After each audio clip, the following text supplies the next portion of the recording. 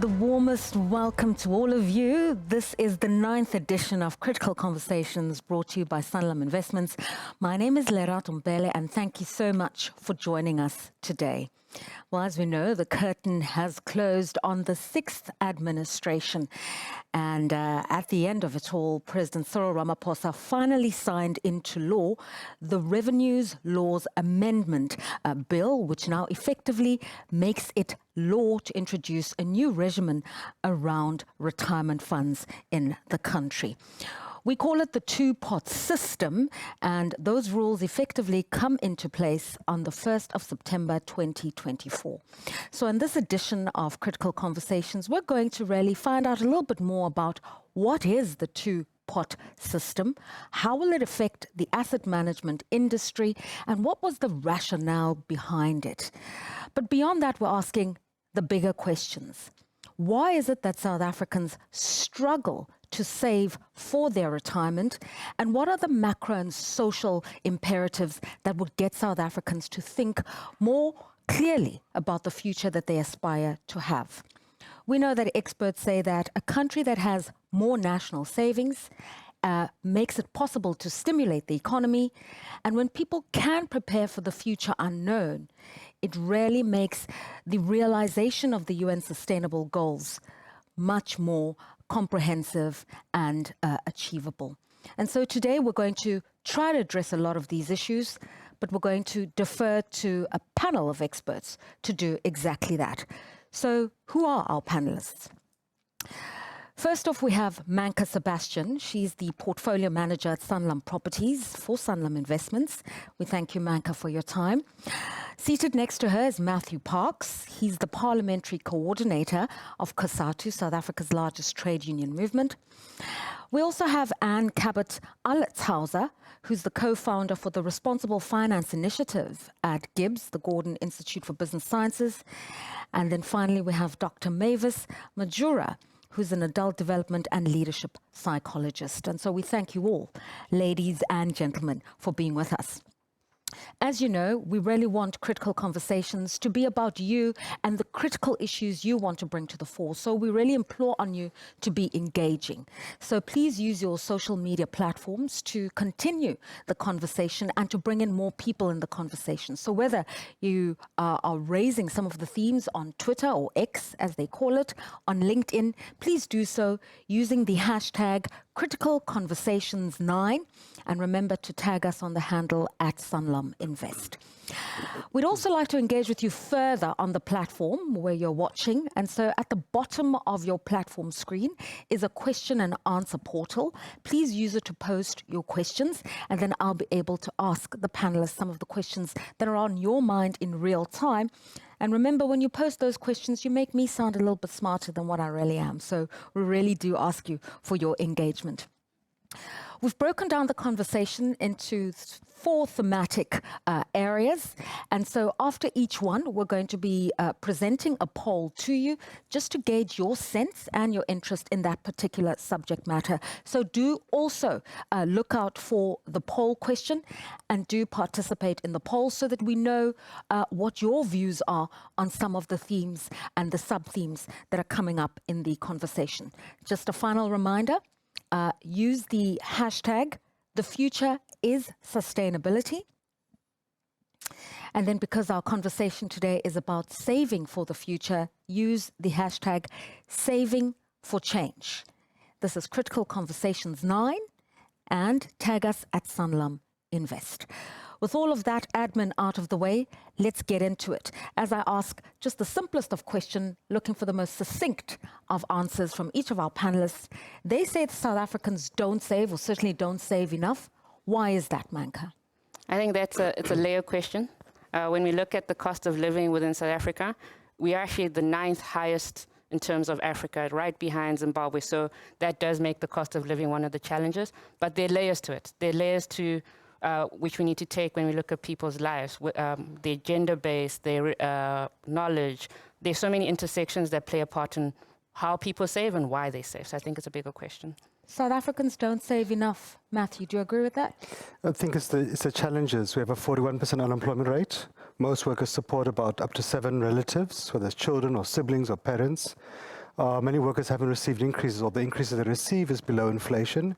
And then, of course, the items that workers would buy would often have an increase of inflation higher than CPI, electricity, transport, fuel, food, etc. So when you're bleeding, it's very difficult to save. And of course, most workers are heavily in debt. So again, you're trying to fight the fires of today and yesterday. You can't even focus on tomorrow. Okay. And Cabot Allishauser, South Africans don't save. I'm just not going to get on that bandwagon. I'm not going to sit there and blame the victim. I say until we start looking at the problem with pulling the lens back and asking, how do we get into this situation? Who's complicit? The politicians are complicit, opening up the floodgates to credit. The financial services industry was complicit in terms of how they treated debt or didn't treat debt. And yes, the consumer's involved, but I am not going to go after the victim. Mavis Major? Yeah, so I think for me, it's contributing to all of that is also the psychological factors. I'm often thinking about how emotional debt contributes to financial debt. And so, you know, if we don't understand the psychological factors that drive human behavior when they're making their own economic decisions, you know, such as consumerism, debt traps, the ability to just have emotional stamina to resist the debt that is accessible easily. You've used the word emotional debt, psychological debt. Could you clarify for us those terms? Right. So for me, emotional debt is an example, poverty trauma. So when you've experienced poverty trauma, you've got emotional debt, you've experienced intense negative emotions in your upbringing. So suddenly you have money and access. Suddenly you have a low sense of self-worth, low sense of self-value. Now you think, if I get the next car or if I get the next house, maybe I'll be more valuable, maybe I'll be more worthy, maybe I'll have a better status. So you are now using external goods or circumstances and using money as a coping mechanism to try and fill up the gap that is on the inside in terms of self-value, self-worthy. So those are some of the things that we need to explore. So this wanton consumerism we're seeing in South Africa, from what you're saying, has a historical context to it, and it has an element of trauma to it. We need to appreciate it. It's not South African spending because we're reckless, but there's a need to redress something emotional and psychological. You were saying when that happens, and look at the system that perpetuates it, credit lines from microlenders, banks, and regulators that don't rein in members of the financial system. And both of you have deferred to the high cost of living. South Africa is one of the highest in Africa. But on top of that, as you say, Matthew, things are getting more expensive, salaries are staying stagnant, and workers are responsible not just for their nuclear families, but for the community at large. And up until we appreciate that, we're always going to be moving in circles. Those become some of the issues, ladies and gentlemen, that our panelists have raised as to why it is that South Africans don't save. As I said, experts say building up a reserves of savings in the country is a great stimulus for the country. It improves on the country's debt profile with international creditors and lenders, and ultimately people preparing for their future helps to align with the SDGs. Let's find out if that's really true. If there is a link between savings and the GDP or the economy of the country. So what we're told is that the average South African, that's you and that's me, uses about 75% of their disposable income to settle debt. So come month end, we earn a salary, but 75% of that salary is doing nothing else but servicing debt. A mortgage, a car, medical insurance, whatever. That is how we use our money. Now, ironically, when you look at the country's debt to GDP profile, the number is also 75%, is what South Africa is managing. And it is to this end that the finance minister, in announcing his budget for 2024, said that a good 20% of the fiscal budget for this year, even drawn from reserves, has to service debt. And so there is a bit of a problem, and I'm not sure whether South Africa is a money problem or a money management problem, because whether you're looking at the state or the citizen, there's a heavy indebtedness in the country. And what bearing does that have on development, Manka? So I think when you're looking at those numbers in comparison, 75 debt for South Africa and 75 for the individual, I think you have to look a bit further.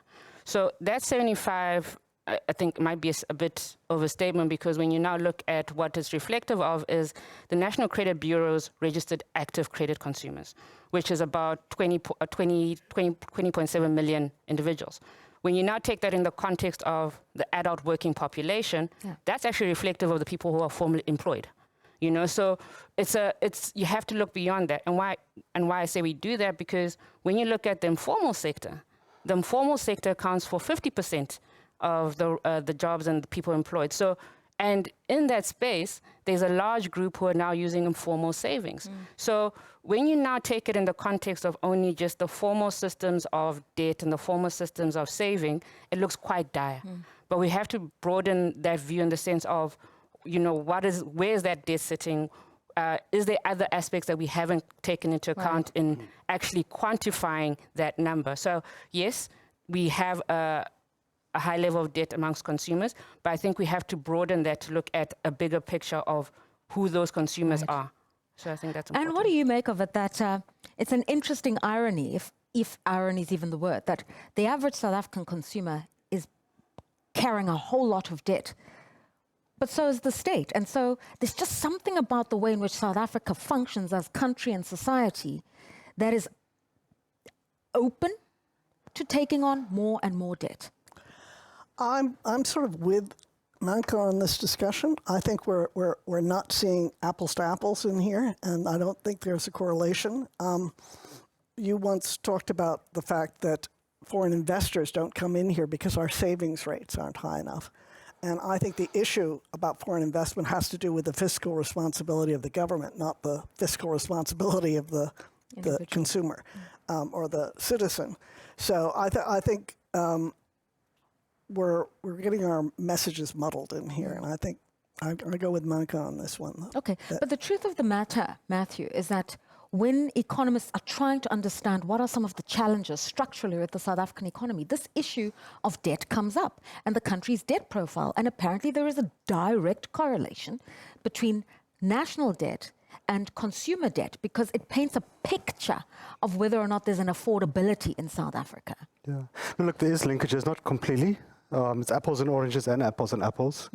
In 2008, there was a global economic crisis. So government in South Africa, like many other governments, correctly decided to stimulate the economy, which means we had to incur more debt.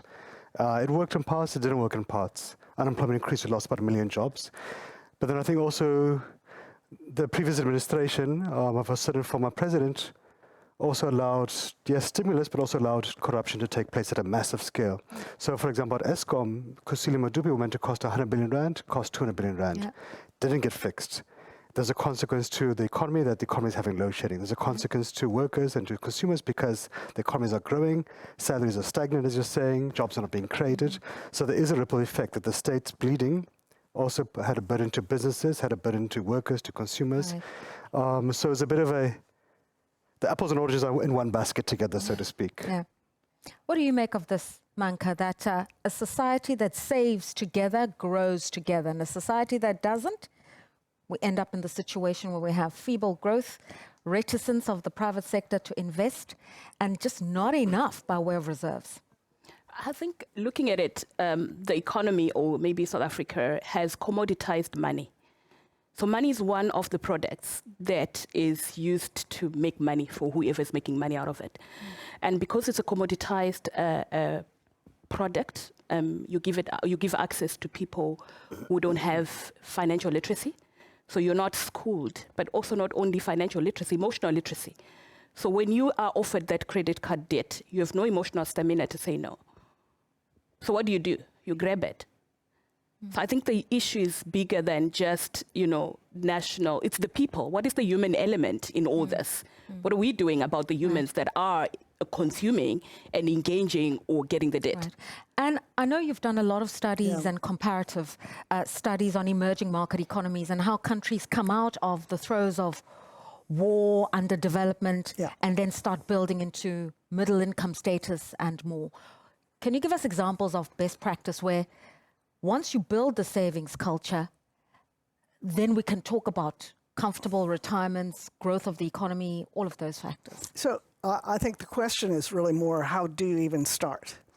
And I'm a big fan of Amartya Sen, the economist.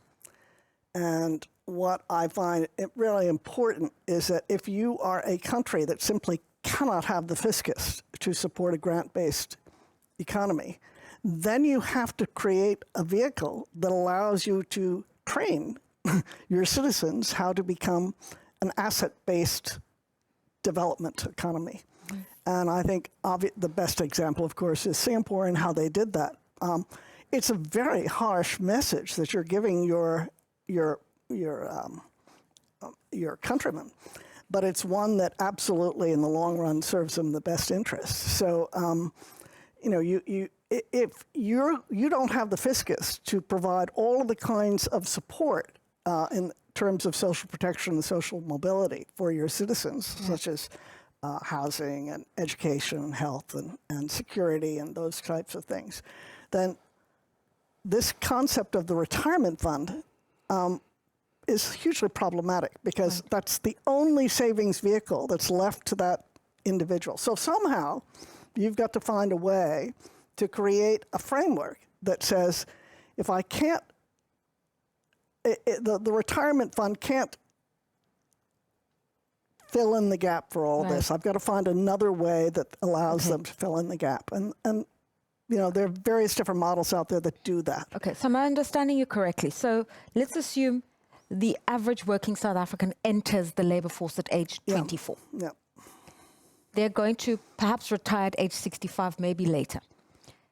From the first paycheck, a person should be thinking about saving, and somebody should be helping them on that journey.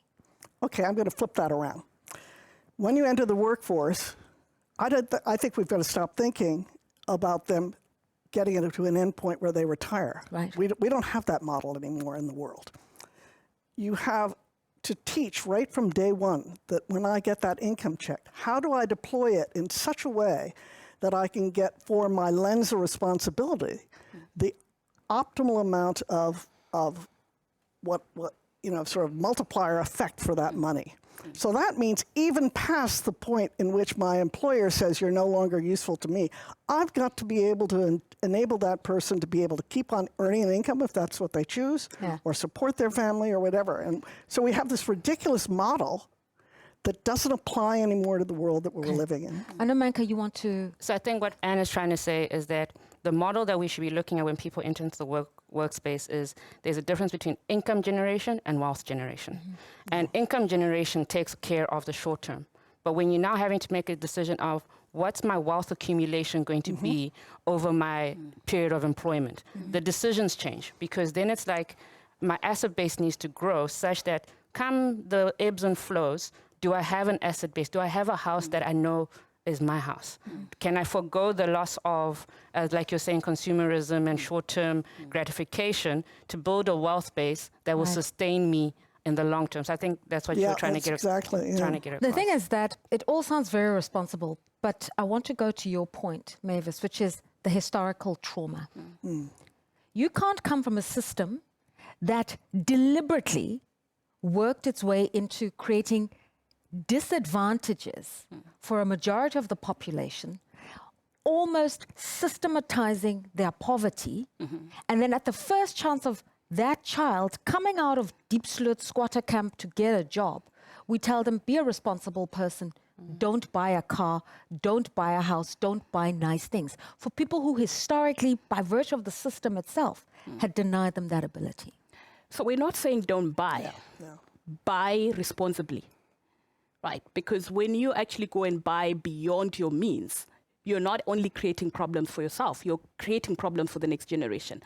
So it doesn't give you what you think it will give you. It gives you short-term excitement and happiness, and then after 2 months, you're not sleeping at night. Financial stress is on you, right? So you now have access, but financial stress is loading, and we know that financial stress impairs long-term planning. So you're no longer even planning for the future, because now you're now in the survival mode. Not because you are not earning enough, but because you actually fixed yourself by getting more than what you can afford or that is beyond your means. Except, Matthew, the South African worker is not earning enough, according to you. No, if you look at the stats for consumer expenditure stats, the national credit reports, it doesn't paint a pretty picture. I think most workers would be lucky if they only spend a quarter of their salary on transport to get to work, and that gets more pressure because of the petrol price increases. Easily spend a quarter on electricity.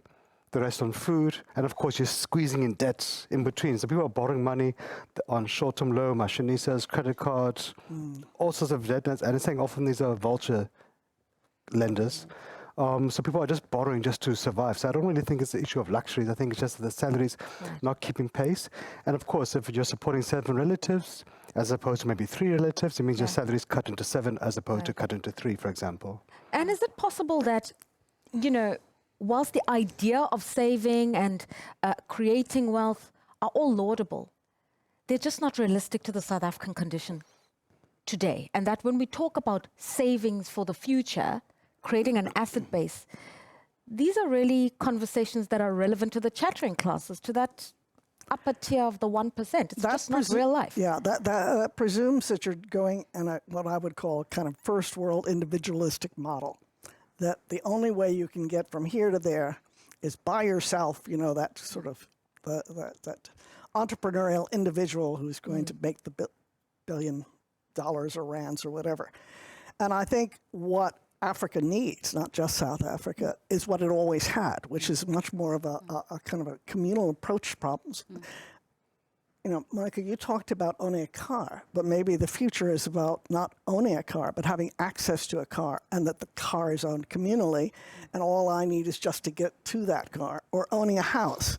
And in some way, how do you create a house that allows, and it's already being done. I mean, maybe Monica could speak to that, but how do you get people that can cobble together collectively to solve these kind of financial problems for their individual? Right. So it's not about the individual. That's a very first world model. And how do we change our financial services industry to recognize that, collectively we can achieve some of these things? I want to bring Matthew in here because, to be fair, in a social democracy, which is what South Africa is, we don't know after these elections and coalitions, but basically for 30 years, South Africa's operated on a kind of a principle of a social democracy, where we recognize there are huge inequalities in South Africa. And with these huge inequalities, somebody's got to come in and mitigate or close the gaps. And so even, as imperfect as the government has been, they have introduced pro-poor policy so that the community is recognized, so that the poor are not left to their poverty. The children who are orphaned are not left to their vulnerability. The adult citizens who've worked all their lives, contributed to the state and then had no pension, receive a state pension, so that there's some kind of primary health care. Sure, there's not enough of it, but there's been a thinking around the community versus the individual. But there's not enough money to go around. No, look, and I think to be fair to governments, led by the ANC since '94, it's done a lot to invest in working class communities. 60% of the budget is spent on some sort of element of a social wage, from RGP housing to free schooling to NSFAS for tertiary education to 27 million South Africans. And all of it is not perfect, but it's something substantial. We're receiving some sort of financial relief from the state, and those are good things, but they're not the end of the road. We have to grow the economy. We've got to reduce unemployment. We have to improve wages, because the social package is important. It prevents society from imploding, but you've got to grow the economy. Okay. So you've got to do the hardcore issues too. Okay, I still want some clarity before we move on very quickly, and maybe Anne, I'll defer to you. In terms of, even if the state is going to intervene on behalf of the most vulnerable, what is a clever way of doing it? Perhaps that's the question, is how do you do it in such a way that as you're helping the poor escape poverty, we are now starting to create an asset base. We're now starting to be aspirational. We're now starting to think about wealth generation. Well, I go back to that Singapore example. I know you can come up with all sorts of arguments as to why the two different countries are completely unalike. However, there was in Singapore tremendous amount of heterogeneity in terms of ethnicity and in terms of wealth and what have you. And so how do you then create a system that allows people, I like Matthew's term of social wage. So we have social wages that create this full range of social mobility and social protections for an individual. And if your state can't provide for this, if all you have is a retirement system to create savings, Then the question is, how do you then redeploy that savings into fulfilling these gaps? So what Singapore did is that they said, we won't take just 15% of your income, and I know your unions will go crazy on this one. We'll take 40%. And I'll take 40% because with 40%, that will more than cover all these other basic social wages that we haven't been able to provide for you. And we'll let you, Mr. Individual, with very different lens of responsibility, determine where you want to allocate it. Do you need to do something for your grandparents? Do you need to do something for your children? Right. Is it about health? Is it about wealth? So you're giving them some kind of autonomy in terms of solving for individual lens of responsibilities, but you're also saying that savings, let's use the financial services industry. If we can use the collective power of all of you having to solve for these, then we can reduce the cost to the government of having to because your income is going to go directly to those self-serving interests. So you're connecting the person's needs to the outcome rather than just taxing and good. No one knows where the money goes to. Sorry. Okay, so what I want to do right now is just latch onto this terminology, your lens of responsibility. The financial services industry, the asset managers, the state need to not see people as just a statistic or a number, but as people in communities with responsibilities. And then perhaps we start to design products and policies that are a little more relevant. We'll go into that in a moment. First, I'd like to gauge your opinion as the audience of this Critical Conversation 9th edition. And here's the first of the polls. Our question to you is, what percentage of your monthly income do you allocate towards your debt repayment each month? Do you spend less than 25% of your salary paying debts? Do you spend a quarter up to 50% of your income on debt repayments? Or is it above that, from half of what you earn to 75%, so 3/4 of what you make goes towards debt repayments? Is it more than 75? Or are you a lucky person? You don't have any debt at all. Please vote now, and then we will look at the picture as it emerges. Now we're going to talk about this lens of personal responsibility and a very complex term, an uncomfortable term. When you use the word heterogeneity in Singapore, it also works in South Africa. We are a very diverse nation on race, religion, class.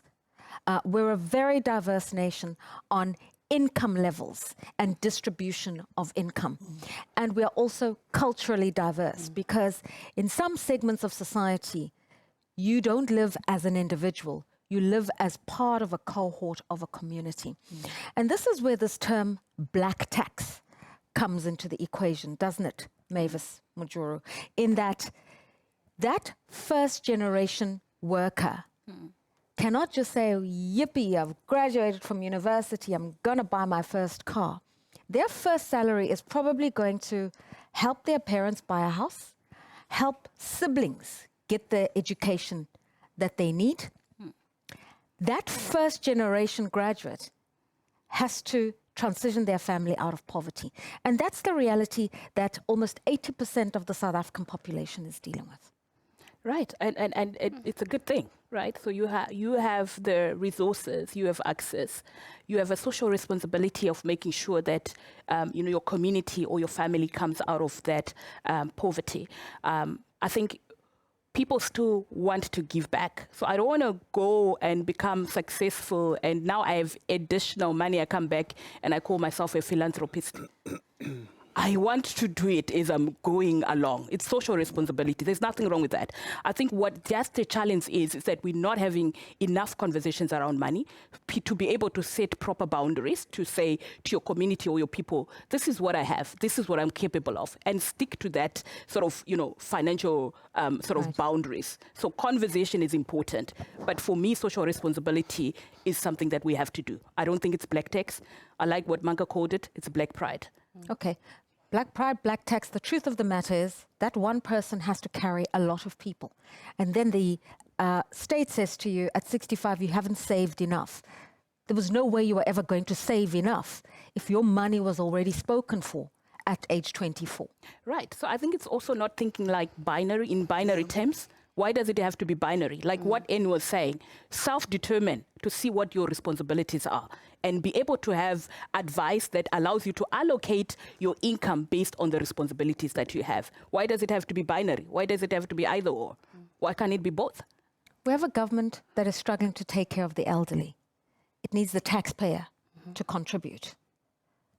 You know, we may argue about who the tax base is, but 10% of the population must carry these social responsibilities, not just at state level, but at family level.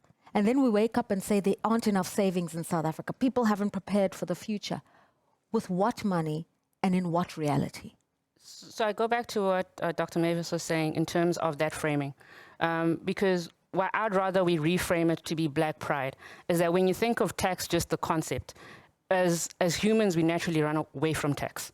We try not to prepare for tax. We generally just don't like the concept of tax, right? But when you now reframe it in the sense of black pride, you allow individuals to accept that part of them that is who they are and give them the opportunity to say, well, I'm proud to be able to contribute to school fees. I'm proud to be able to look after my mom.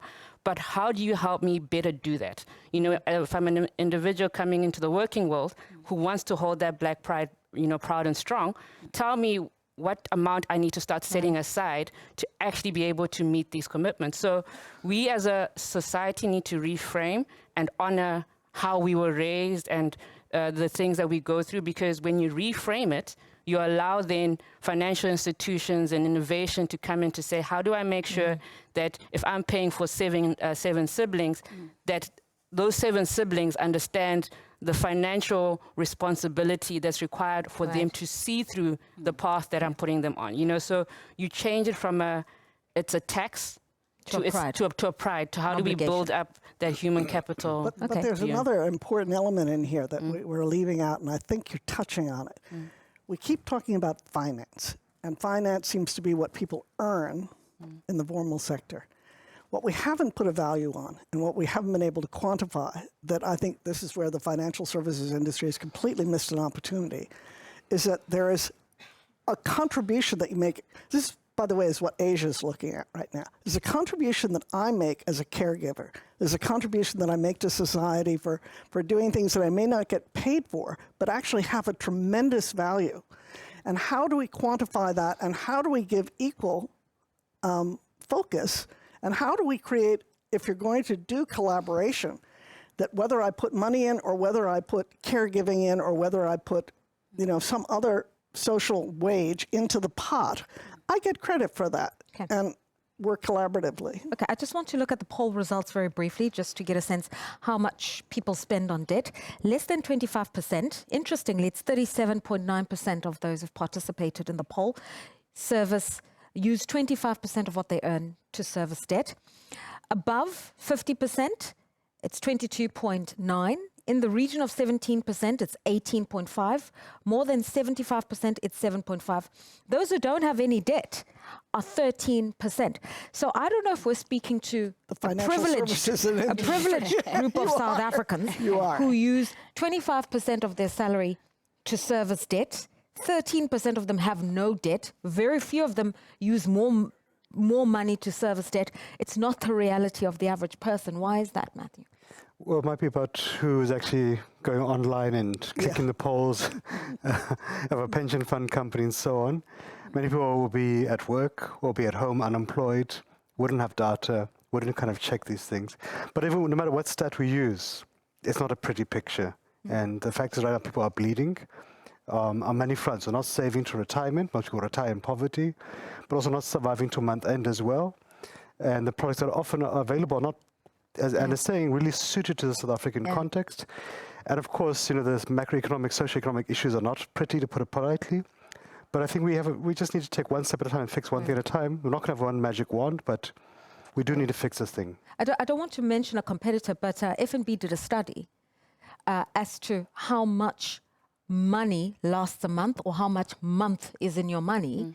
And it was found that from payday plus 5 days is all that people have. So on day 5 of the new month, the average South African then has to get into overdraft, borrowing, etc. People just don't have enough to get through the month. So it's about quality of debt that we need to start So, talking about. Interesting question. Why is the financial service industry not involved in that discussion when all they're doing is talking about the asset rather than the liability base? And this is what I find extraordinary, because let's go back to your idea that at the very beginning, when you get your first income check, where is that financial planner having the conversation with you at that point in time? What's your lens of responsibility?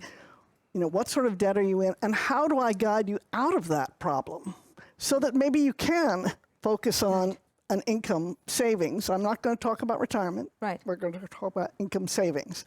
But, you know, we don't have that understanding that there are two sides of the same coin. Right. And these people are just as responsible, these people being us, the financial services industry, we're just as responsible for getting people out of debt as we are for helping them accumulate assets. So I just need to know, financial services, they've buried their head in the sand, they're wearing blinkers, or actually they profit from this cycle of credit, no savings, vulnerability? Well, you know, the interesting thing is that when we first opened up the floodgates to credit, where was the regulatory focus? It was at the DTI, not at the FSB or the FSCA. So it wasn't protecting the consumer, it was protecting the lender. Yeah. And that's an important starting point. Okay. Matthew, I want to come back to you because those are sort of the things that are happening in corporate SA or society of the working population. But we know that more than 18 million South Africans rely on welfare. We alluded to it earlier on in terms of the fiscal burden, the fiscal responsibility. And yet these South Africans who are indebted as taxpayers are also carrying this component of the population as well. So when we talk vicious cycles of inequality and poverty and incessant ubiquitous debt, this is the context of this particular country. Yeah. Even just before that, even on Anne's point, you have some banks, when one won't mention names, who you'll go to the bank, as Lerato, ask for a loan at a fair interest rate. Bank will say, no, you look a little bit suspect. You go next door to one of these kind of payday lending companies, and they'll charge double the interest rate. They'll give it to you because they're not so picky. But often those payday lending companies are owned by the very same bank that chased you away. And we have also a perverse scenario that says the poorer you are, the more high risk you are, the higher the interest rate will charge you. So we recognize you're struggling, but we're going to make it more difficult for you to service your debt.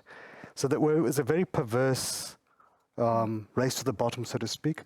But I think on your point, look, it's good government's done this thing of the social wage, the social relief. We can't do it. If we didn't have it, what we saw in July 2021 could be an annual occurrence. It's money which is not lost. The money is spent in the economy, buying food, electricity, etc. But we do need to find a way to grow the economy to kind of reverse the 60 million workers to 27 million people receiving some sort of social grants to get the reverse ratio. And then that can also assist it because the value of the social relief is not huge. It's beyond even poverty, that the 370 grant or the child support grant, not to belittle it, but you really want to say, guess reverse the ratios, then you can actually push up the levels. But also we need to have a discussion, say how to get people who are receiving social grants who want to work, let's get them to skills training programs, let's get them to public employment programs like a presidential employment stimulus, whatever it is, or internships, artisanships, because no one wakes up thinking, yes, I would love to be on a social grant system. Manka, I've got two questions. Okay, make a comment and then I've got two for you. So I'm going to advocate a bit on the financial services side, especially when it comes to the lending. Because when you take a look at it, when a person walks into the bank, a bank has to operate on best available data. You know, they've collected data on the country, on the segment, and they've looked at it and said, well, based on what we know, this is the consequence. So yes, the person's ability to pay comes into a point. But the part that there's a bit of a disconnect is that when we look at how South Africans treat their income, how they treat their money, most of them withdraw most of it in cash immediately. You know, when you're looking at your grant, 76% of the grants withdraw everything on the day it comes in. So you then have a banking system that's making decisions based on that data set, right? So when you look at it, the next question should be, well, how can the banking system do these assessments from bottom up? You know, once that cash has left the banking system, where does it go? You know, does it go to community saving schemes where you have them saving there because their trust in the community-run saving scheme is much stronger than they have in the financial system? So it's a question of now that we have technology that's moved so far in the last 3 years, we actually have a better opportunity and responsibility to understand the financing data bottom up versus top down, because I think that's when we have that disconnect. Because when you go to a payday loan, they know it's a payday loan and you're that desperate. But let's go backwards and let's do it from the people up. 2 questions very briefly. When we're talking savings the way we are and whether there'll be enough, what burdens and responsibilities people carry, I want to refer to what the 2 other women mentioned is when the state intervenes, whether through financial planning or however it happens, to think about a wealth generation model. So when you're surviving. You can't think about, I'm buying a house, it's an asset for the future, so I might not have saved enough, but at least I have a house. Generational wealth becomes a very tricky concept in a South African context. Would you agree? I would agree. I think even if in that South African context, like you're saying earlier, that when we look at the majority of the population, they come with different perspectives and come with different baggage, emotional baggage. I think it's that acknowledgement that, you can be a South African who has because of historical consequences, have not been able to access financial resources. So for you, the idea of generational wealth is not top of mind. Then you have the aspect that you said in terms of culturally, you have to support 7 people, and then that's another perspective of them. But then you start bringing in other aspects of, females' responsibility to have that caregiver role, be it whether they're married or not. There's that expectation. So when you look at generational wealth, and as we know it from a kind of a westernized view, it's very individualistic, and it always tends to take one perspective of a person. Okay. So when we start thinking about how, as a nation, we start building generational wealth, we also have to look at all the intersections that make up a person. Right. Because once you now start creating financial products that help the person who's supporting 7 people to get to the next day of their own food, you start then allowing them to have that mental capacity to think about wealth. You've just mentioned, and then consider the gender concept. So it was interesting to me in the recent elections, the largest proponent of registered voters were women. They made up 55% of registered voters, and ultimately they were the majority of people who voted. So there's something about a society where women feel responsible for everything that's happening around them, economically too. What's this concept of feminine economics or feminine accounting? So feminine accounting is trying to allow us as both society and the financial sector to understand that when women get their paycheck, they don't automatically think of savings for themselves. There's an aspect of socialization that's happened that says, it's almost a woman's responsibility to take care of their mother, first before they think about savings. So like you saw in the elections, women were like, we need change. There's something that has to happen. As change, we have to. And I think about even my personal group, on WhatsApp, it was purely female saying, where are you in the queue? How far are you going? Because we were determined that we were going to vote. And that socialization of that gender role means that when income comes in, our priority doesn't always put our savings first. And it can be across different intersections. You can have cultural accounting. You can have typical male accounting, which says pay bond first, or know that you are the first son, that you've got bigger obligations. So I think the aspect of what, research and academic world is trying to push us towards is don't look at things as black and white. No one is black and white. You have to account for all the different perspectives and accounting that has to happen before they even think about saving. So we can talk about all these broad issues. Okay, Anne, over to you.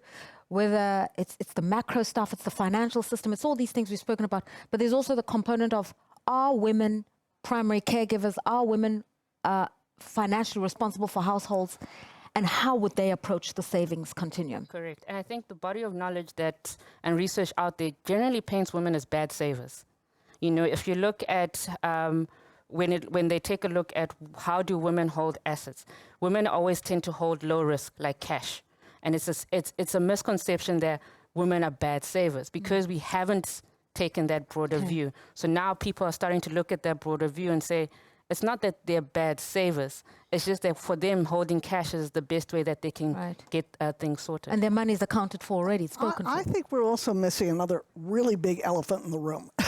And that is the fact it's interesting because I think earlier we talked about communal savings like Stockfells. Now, why are they so predominant? I mean, even people who are in the formal sector save in Stockfells. So there's a trust factor there. There's a community factor there. There's a psychological, we're all in on this together. And Germany has a fantastic model that's been enormously successful in these tiny little community banks, you know, and we have this hegemony up here of these big five, I don't know, are there only 5, 6 big banks that control everything. They're so distant from us. And they're not very well known for their loaning out to the SMME community. Yeah. And there's I mean, I can't even get through the call center in my bank, whose name I will not mention. Give us a color. No, joking. Yeah. No, I won't even do that. But we need to bring the financial services down to the community level, and we need to enable these smaller entities, the Stockfells, to formalize in something that is tangible, not to go into a big blue or a big red or a big green or whatever, but to go into something that there's connection to the community. I want us now to break down the two-pot system. But before I do that, Matthew, how do you respond to this women economics and accounting, male economics and accounting, and women have more care? You'd be thrown off the stage in the U.S. because there is no men and women. There's this continuum of gender. So I think I might be in trouble, Lerato, because I think I'm one guy amongst 3 women. So I must be careful.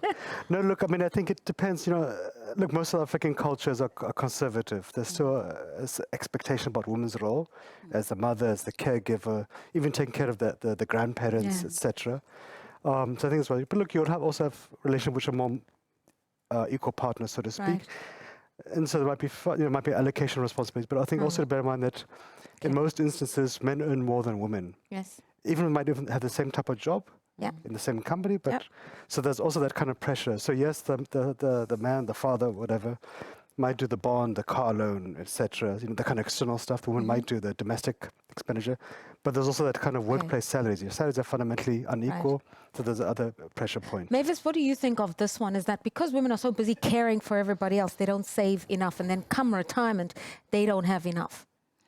So I think South Africa is also interesting because 70% of the households are female. What is it called? Led. Yeah, female-led. Female-led. Yeah. So you've got females that have got, a number of people that they're taking care of, the kids, that they're looking after the children, and the men can maybe just go free, make kids and go free. So you are sitting there with, with the, again, back to the Black Pride, where you have 7 kids that are coming off your own salary and you're taking care of them. So there is not enough disposable income for the female to then be able to go around and even be saving. But also it's the socialization, the conditioning piece. So we need to decondition and recondition. So we've always prioritized relationships over anything else.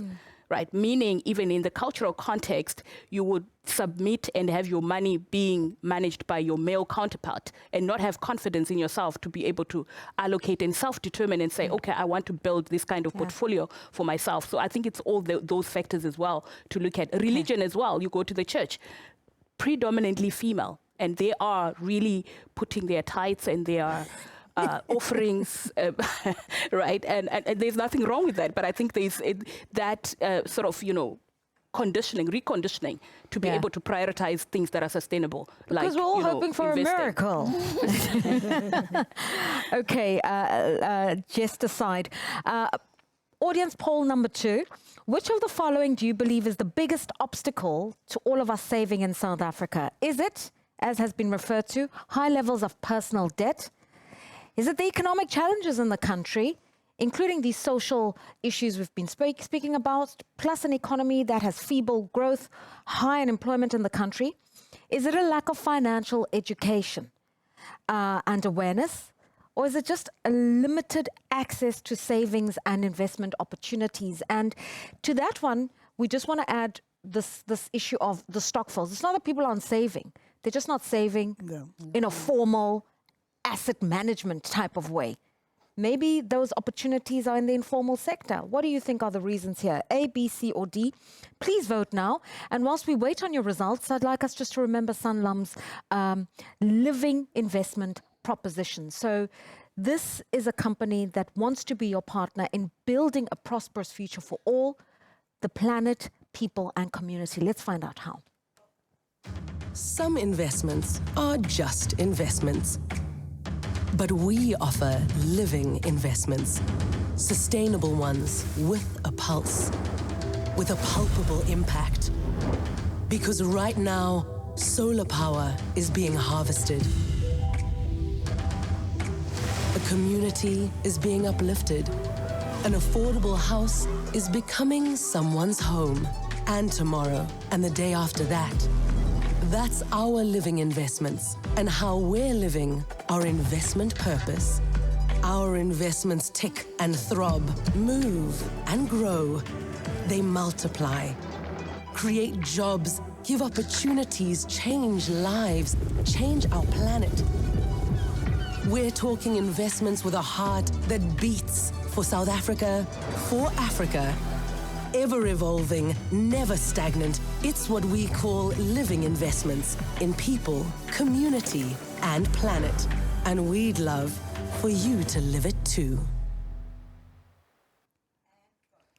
All right, so obviously as we're talking today, it's about the future, making a sustainable future, investing for the future, but also saving for change. So remember those hashtag saving for change.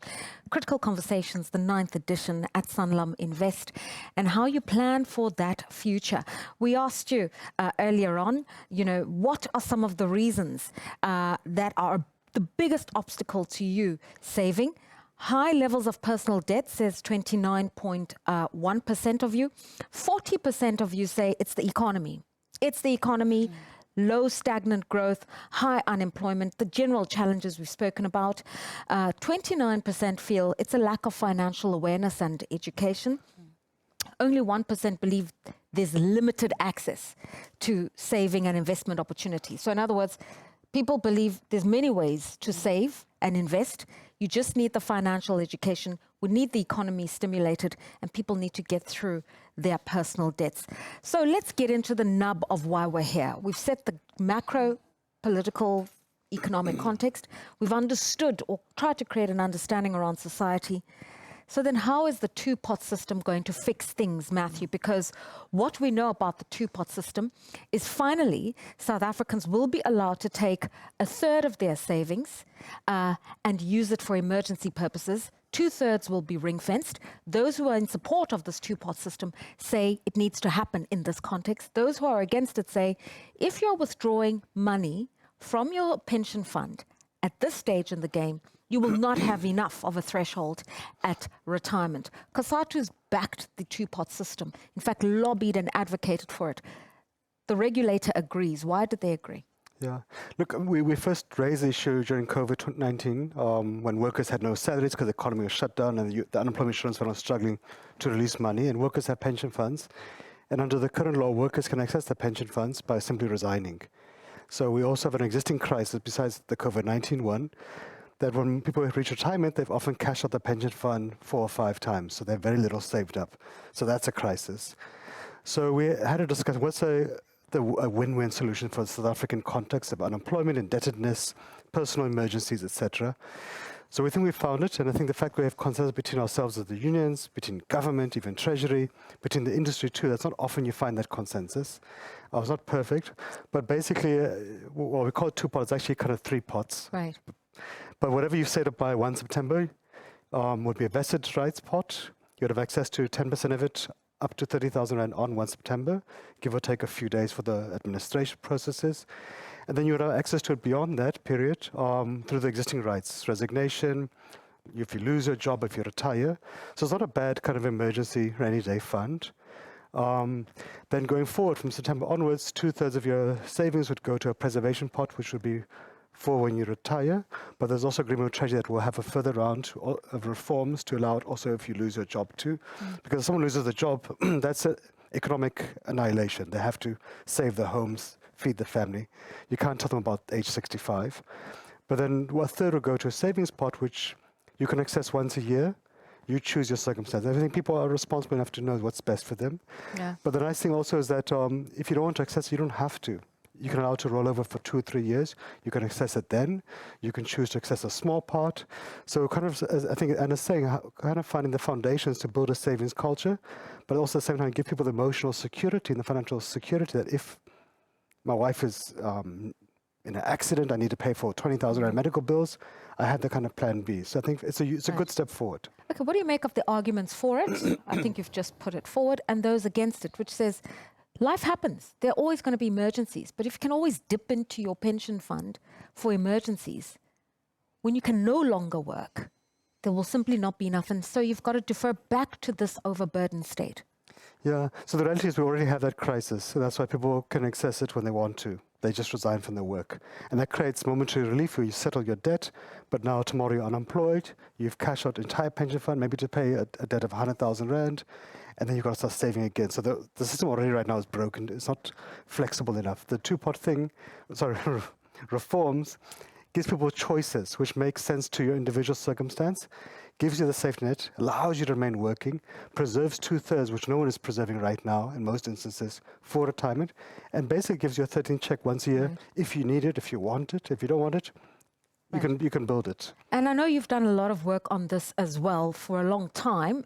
I know when I said, Kosato brought it, you're like, we did, we introduced it. No, we didn't bring it. We brought the idea of the okay, but be that as it may, that trajectory, that timetable says that this has been a discussion point for South Africa for the longest time. I remember when Trevor Manuel was finance minister, the whole issue of pension funds was very dominant in his era because the whole issue was South Africans are withdrawing their pensions when they leave their job, then there's nothing left, then they needed to ring fence those pensions. So this has been an issue South Africa's grappling with for more than a decade. Why is that? Okay, and I'm going to try to change the question slightly.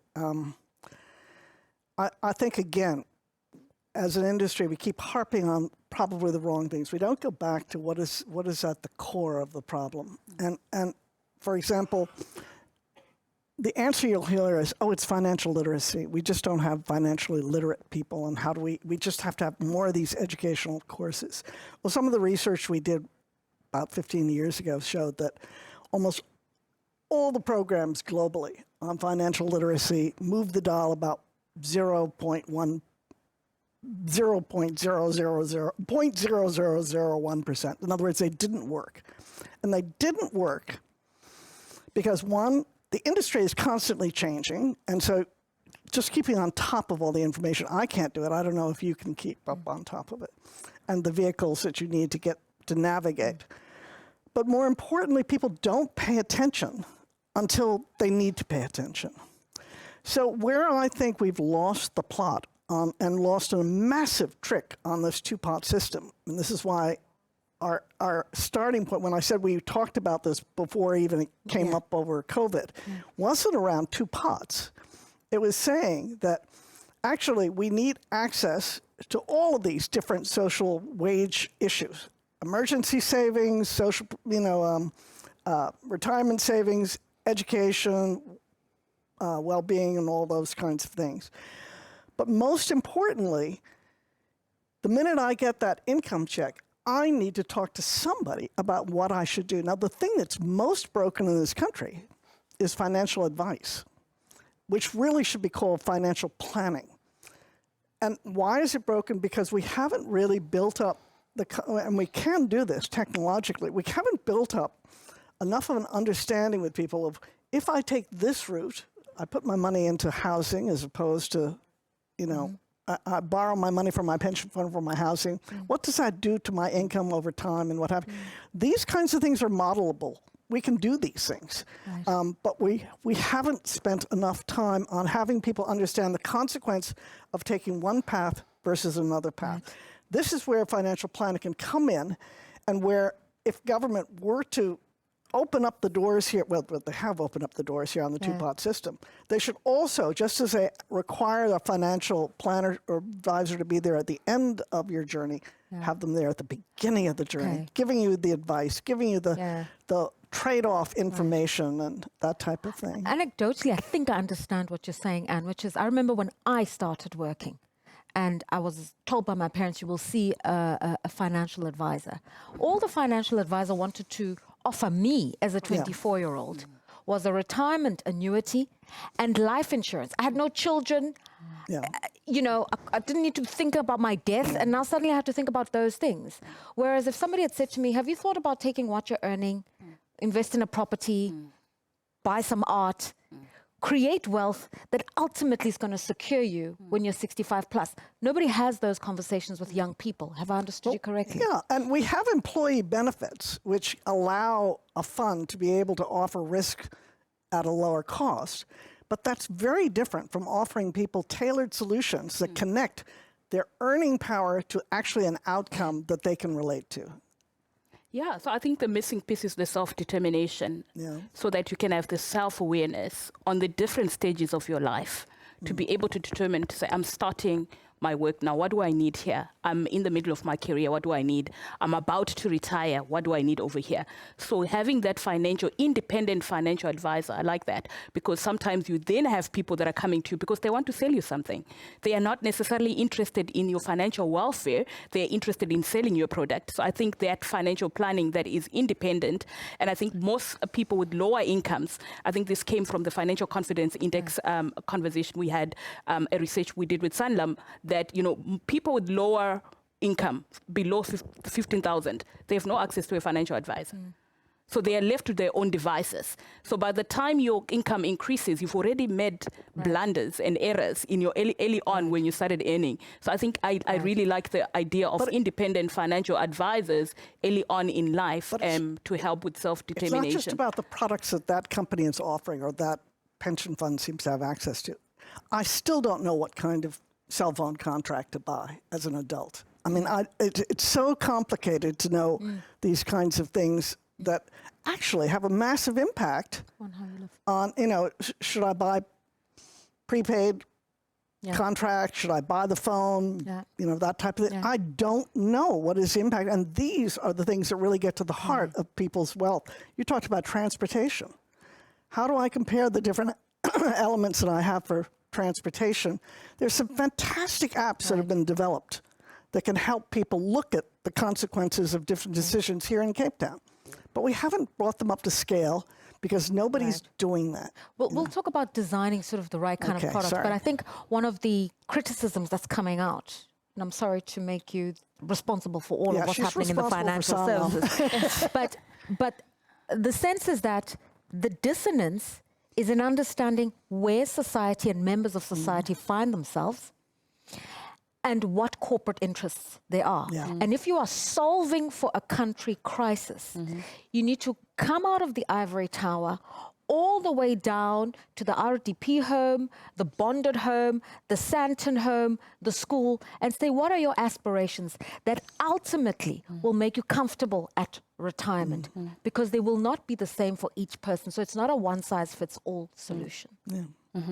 And so I think we're already seeing that. I think in Sanlam, as we, you know, start looking at what products we bring to the market from an asset management point of view, we're working on a project where it's very partnership-based, where we don't assume we are the knowers of it all.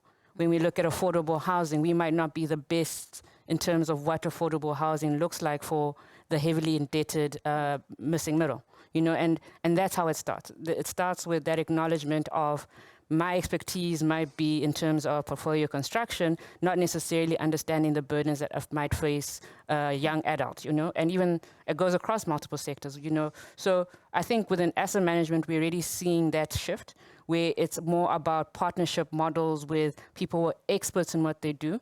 And we bring the wherewithal when it comes to the financing and the structuring to make sure that we not only generate the commercial returns, but also the impact returns. So it is happening. Matthew, at a regulatory level, what are the conversations taking place? Because as COSATU, you took the social dilemma to the state.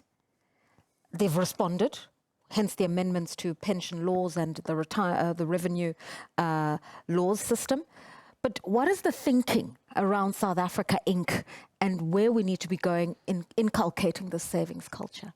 Well, look, we have many conversations. We know this is just one part of a very, very big jigsaw puzzle of thousands of pieces.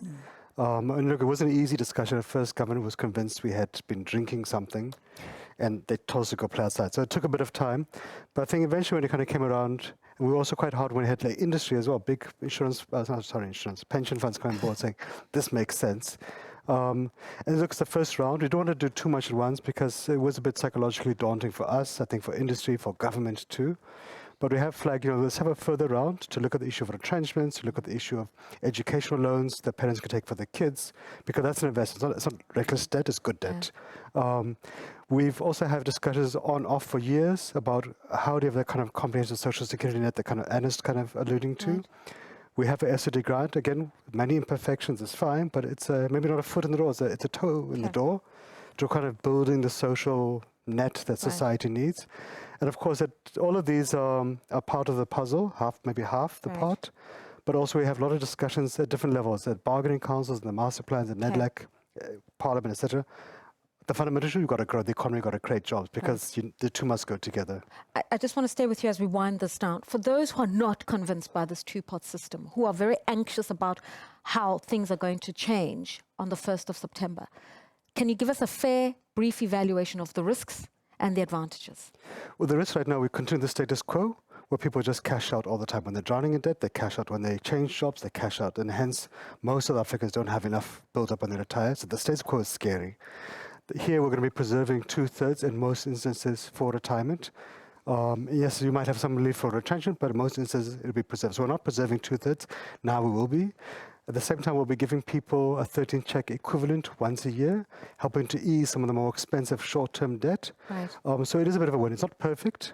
We had to also compromise on some of our expectations, but I think by and large, it's better. I think the fact that industry itself is saying this makes sense, and they recognize that the people cash out. Right. And so I think for us, that kind of says, you know what, government, business, labor, all on the same page.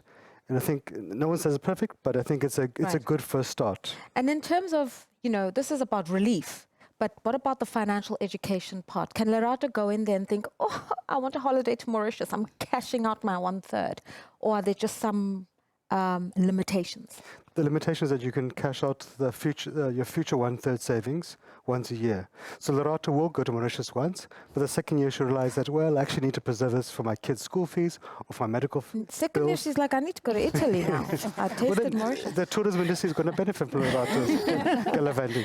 But I think most South Africans would be adults. Most South Africans know, I think, as colleagues, we were saying here that the trauma of I'm drowning in debt. Yeah. Most people know that, hey, I've got to pay this debt because the banks are on my neck. My debits are bouncing like basketball. So I think most people will be responsible. Maybe 1 or 2 people won't be, but the culture will evolve. People will realize that, okay, here's an emergency fund. But also not everybody's going to cash out. Many people have told us we're not going to cash out. We just like the emotional security. If I'm in trouble, no one predicts when the wife is going to get injured or sick or the kid is going to get hurt at school, that I've got a plan B. I don't have to go to a payday lending company. Okay. I've got my own little savings. All right. Audience, what do you think? Do you think a two-pot system could effectively address the issue of inadequate savings in this country? And will it be a great vehicle for doing so? So A, yes, you definitely believe so. You're not sure. Or no, not at all. This is not the solution. Please vote now. And as we do so, I guess we were already starting to talk about products and whether we should be selling products and raising this issue of whether we should only be thinking about savings as the end game, retirement, or how to go about doing it piecemeal during aspects of pivotal moments in your life, Dr. Mavis, as you mentioned. And then, of course, there's the fact of South Africa not being homogenous, being this very diverse society with different perspectives on how we live in this one country. And so I think diversity and inclusion become really important aspects of this conversation. And as we talk about how to inculcate a culture of savings, I think we need to go to the nub of it, Manka. And this is, who is making those decisions? So when you are sitting there as the asset management industry in the boardroom thinking about how do we create more savings vehicles, who's sitting at this table? Who's doing those actuarial models? Because if somebody from Diepsloot is not there, I think that's a missed opportunity. If somebody who grew up in Guamash who's not at that table, in Athlone is not at that table, missed opportunities because people are imagining realities that don't reflect in the products. So I think I like to believe I'm at the table. And when I say I am at the table, I think my generation's at the table. And my generation will be the millennials. You know, we like to be called the sandwich generation, but whenever you eat the sandwich, the best part's in the middle, right? So when it comes to being able to connect those who existed pre-94, the wisdom, their lived experience, the people who are in the boardrooms, who have been there for a while, it's important then to allow that to have its place, but then also to bring in the younger generation who are now not wanting to buy houses, who are not wanting to own the things that we would consider wealth creation, but are rather wanting to innovate, rather wanting to create their own path, like you're saying, emancipation, and bring those together. And what that means is that when we take things to the boardroom is to say, how best can we quantify the Kwamashu lived experience in numbers and in ways that the one generation can understand, but at the same time represent the generation that's coming up. And so, like we've talked about products here, about what are the products that need to come out. And the one thing that I'm really quite excited about our generation is we are in a space where technology and data has moved so tremendously fast. And so when it comes to financial product creation, the idea of it being administratively intensive to do no longer holds water, because we now have the capability to tell a system to go through and highlight the outliers, which now creates capacity for us to create people-driven solutions. Outliers, I'm just thinking of a simple example. It was alluded to earlier on. So when you're at the table and you say, do you know what? There's 60 billion rands in circulation through the stokvels. That's data. That's data. And that's a fact. Correct, yeah. So South Africans are not saving in a fancy 30-day savings account, but there is 60 billion of savings out there in Soweto, in Khayelitsha. Let's go and find it, formalize it, package it carefully. What do the actuaries say at the table? So the actuaries the initial reaction is that typified reaction of that stokvels is being used for groceries, which is not true. There's stokvels that are building societies. There's stokvels that are investment clubs. There's stokvels that are way more than we actually give them credit for.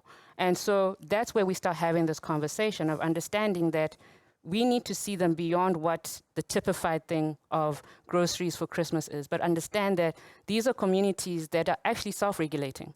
And that's why stokvels actually prosper, because you are less likely to default on paying a stokvel because auntie next door knows who you are. Because there's that level of accountability. You self-regulate, and a person can actually have that view of your capabilities. And people are using stokvels because the response to receiving that assistance is immediate, versus having to go through that formal application of going to Mshonisa or a bank. So we are missing a trick here. And that trick is that we should actually be having that conversation with established stokvels and actually encouraging them to say, well, your stokvel is made up of people in the age demographic of 30 to 40 who are going to retire in 15 years. How about we help you add a retirement element to it and encourage it and formalize it and expose them to different options of how they can take the stokvel to the next level. So I think we're missing a trick there. Dr. Mavis, I'm going to bring you into this conversation, and I'm thinking of other innovations. If we think of funeral plans, big thing in the African community, in the Black community. But you see them in football clubs are offering funeral plans. You see some retailers, clothing retailers, are offering a kind of a funeral plan. So people are putting away money for something that matters to them, whether it's a burial, there's a Lobola fund online, right? So people are thinking of innovative ways of putting away money for the things that matter to them. It's just off the beaten track. So this idea that South Africans don't save probably isn't true when you start looking at these different innovations. Right. So I think when we get the data of who is saving, who's in debt, we are basically looking at the formal sector, right? So because that is the available data. So the informal sector, we don't quite have the data, or maybe if it's there, it's not actually being utilized in the conversations that we're having, to your point. So I think also interesting is, yes, people are saving, but how do we redirect that in a more sustainable way? I think we had a conversation where you might have one person who's got 3 funeral plans, and the reason they have 3 funeral plans, that's their way of saving for their, for their your family when they're gone, because then you can only use one for your burial and the other ones you cash. And then when the family cash, they've got something that you're leaving something for the family. So I think it's really just tapping into the cultural aspects, where we are not having conversations and direct messaging that addresses some of the cultural beliefs that people may have in terms of how they save and where they save. And let's talk about innovation in this sense. Yes, there's tech that's been mentioned to make the admin easier, but it's the philosophy around it. So if we're talking about these different aspects, saving for a funeral, for a wedding, for school fees at the beginning of the year through a stokvel, then it debunks this myth that there aren't savings in South Africa. It's just the savings that the formal economy is not tapping into. Yeah, and I think all of these things are achievable, but we have to remember what is a financial service company. And effectively, it's a factory like any other. It's a manufacturing company, just manufacturing money. And because it's a manufacturing company, it has systems that achieve different things.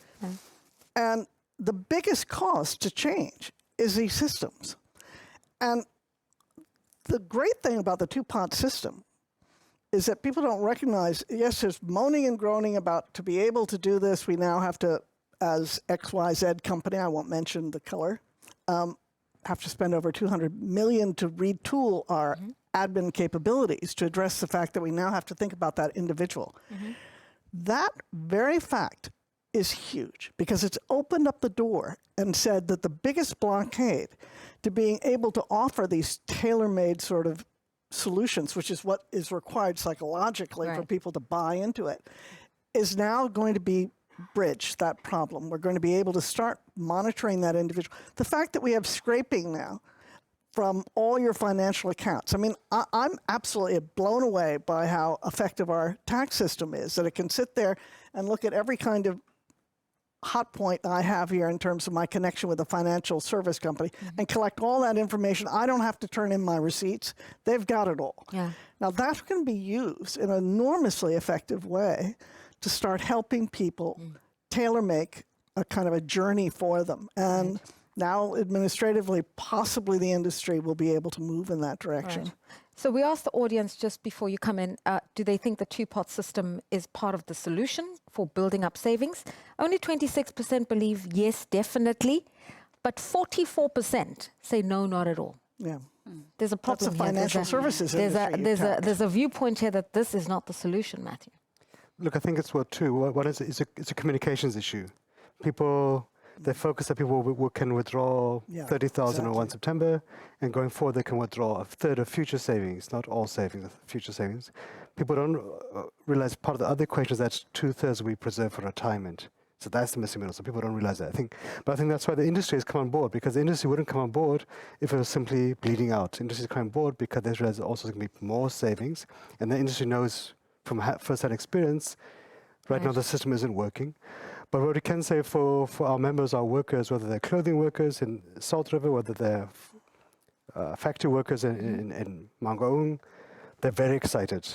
They might swear at me a little bit that they can only withdraw 30,000 on 1st of September, but most of them are looking forward to it because they're living the real experience of being highly indebted, not surviving, looking for a bit of outflow.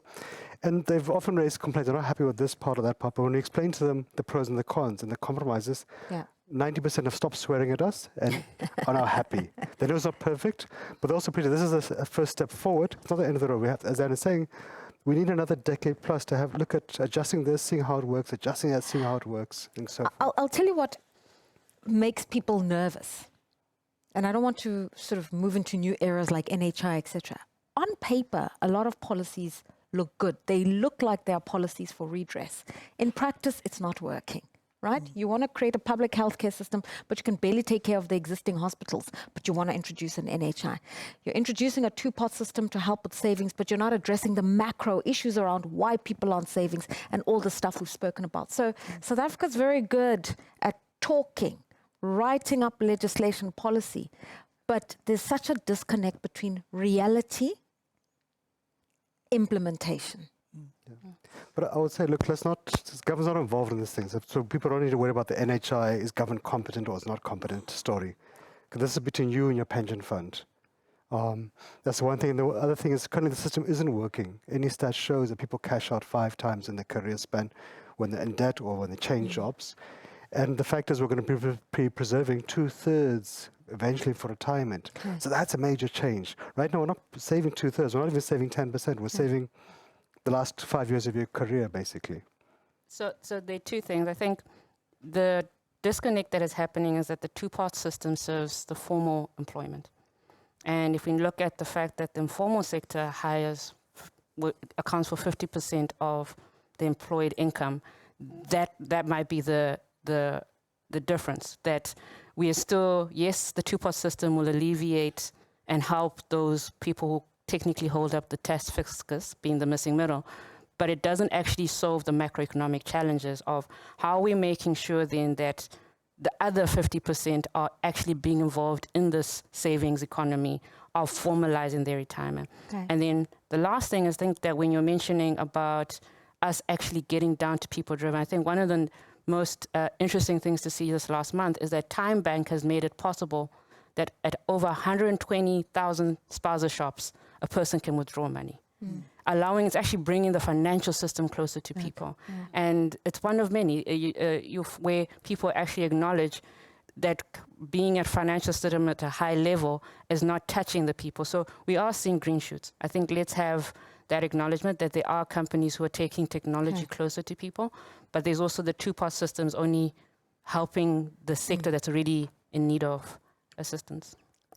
Can I jump in here as an academic, okay? Because I think we were talking about these other academics yesterday, and we were saying that probably the biggest change that's happened in business schools and in academic thinking is the fact that we now are moving into an area where systems change and systems thinking is becoming a priority. Now, it's a really new area of development, and that area of problem solving is absolutely core to getting these things right, because instead of these sort of siloed decisions that we've been doing historically, you now have a framework in which you can begin to understand, if I do this over here, what happens over here? What are the different connections? But it's not just systems thinking in terms of how you're teaching strategists and corporates to think about. It's also from an asset management point of view, a whole different way of investing that says, how can I deploy assets in such a way that I change the system, okay? And that is something that, by the way, can't just be done with a nice advertising campaign. It's a whole different theoretical change, but it's coming, and that's what we need to I feel like I just need to add a caveat here as we wind down the conversation. So this is really about inculcating a culture of savings. But the issue is that within this formal system, this is why there are rules like prescribed assets. The whole idea is that how you invest money, how you create products is meant to help to mitigate the risk for that person who is saving their hard-earned monthly income for the future. So you really want to create a low-risk exposure environment. And so where people are heavily indebted, where people are cashing in their pensions every now and again to solve for a momentary crisis, it still presents a dilemma at the end, which is come the day you cannot work or work fully, there's not enough. And the system that then must carry you, the state, also doesn't have enough. Yeah, but that's presuming the state carries you. I mean, this is where we fail, again, in terms of our consulting frameworks. Because what you learn is that whole period post, okay, I'm going to say the word, retirement. It irks you, that word. that income protection that you get is really only for that first tranche of years where you're still pretty viable and active. What we haven't really helped people understand is that there will become a period, no matter how healthy you are or how wealthy you are, where you will start to need someone to support you. So where are we in helping people to understand how to build the connectivity, connections, so that they can get through these crises? It's not about money. It's about the social network that you can form. Have you seen my paycheck? It's absolutely about money. Okay. You must be a little millennial. Okay, I think we need to wind down the conversation and go back to the beginning. Yeah. Almost like that quick fire. Yeah. South Africans don't save. That's what we've been told. This conversation is saying it's not entirely true. We also heard that the two-pot system is a way of helping South Africans to manage crises whilst saving. So the future, that utopia we're working towards, what is it and how do we get there? Let's start with you, Dr. Mavis, where we've inculcated a culture of savings. So I think the future is where people have self-determination. You're able to determine what you need, when you need it, how you need it. And financial resilience. You're able to bounce back when you need to bounce back. So you've got a system, a process that helps you to bounce back when you need to. And then financial well-being. You want to feel at peace with your finances. You don't want to have financial stress. Okay. Right. And What was the question? the future. Sorry. Future where we save. It's not about the end goal. It's about the journey. I'm going to say that over and over and over again. So savings is a constant cycle process. It's not saving for that point. It's for an entire journey. So where are we in terms of assisting the journey? Okay. Matthew? Look, I think first this is a positive first step forward, not the end of the journey. I think we're excited because now we're putting workers or pension fund members at the center of the conversation, that their money should be used to support their circumstances. We're giving people choice. We're giving people relief once a year, 13 check, which is very, very helpful. But we're also giving people choices to say what makes sense for them. At the same time, we'll be avoiding people resigning, which is a disaster. And equally, we'll be boosting savings as well. So it's really a unique win-win opportunity, but the beginning of a good journey. Okay. Manka? I think the two-part system is an acknowledgement of putting people at the middle of their decisions. And I think going forward, we're going to see progress in terms of, like Anne was saying, using finance in an innovative way to actually create people-driven solutions. So it's an exciting time. And if I've understood it correctly, and it's just a yes or no answer, there's a mindset that says you work and you retire. And you're saying, stop that mindset. Yep. You work and you live. And it's in living where there might be savings, there might be buying a house, a car. But all of those purchases, all of that accumulation has to complement what's going to happen here. And if you're not living to create assets for your future, just saving for the retirement, we've missed the trick. Yeah. Yeah. And the two-pot system has understood that. Ladies and gentlemen, let me thank you for your time. Manka Sebastian, Portfolio Manager at Sanlam Properties for Sanlam Investments. Matthew Parks, Parliamentary Coordinator at CASATU. Anne Cabot Alitzhauser, the Co-Founder for Responsible Finance Initiative at Gibbs. Dr. Mavis Majura, the Adult Development and Leadership Psychologist. And myself, Lerato Mbele. This has been a conversation about how you build more qualitative societies when there is a lot of inequality and complexity. And it's about the asset management industry understanding that. We've heard that the industry may have obligations, responsibilities, but financial planners can help the industry connect with a society that is overburdened and in desperate need to make meaningful change. So it's a mindset issue, it's a regulatory issue, and it's about each citizen digging deep to live their truth. It's been the 9th edition of Critical Conversations. I want to thank you so much for your time. Carry on having this conversation on your social media platforms, whether we are talking about Twitter, LinkedIn, the metaverse. Keep the conversation flowing, and remember to use the hashtag Critical Conversations, Savings for Change, the future is sustainability, and then tag us at Sanlam Invest. We'll see you soon, and we thank you for your time.